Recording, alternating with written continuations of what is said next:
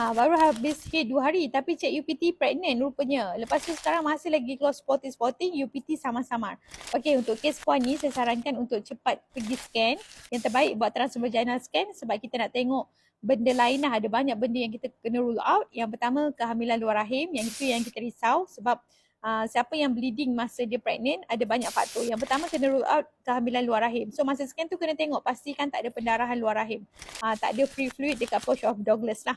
Okey, yang kedua tengok kalau kemungkinan besar ni hanyalah tanda awal kehamilan. Tengok darah period hari tu adakah banyak ataupun dia spotting saja. Kalau spotting, so possible darah penempilan. Okey, yang ketiga threatened abortion lah, ancaman kandungan. Yang keempat mungkin keluar bleeding tu sebab daripada kedudukan uri tu rendah.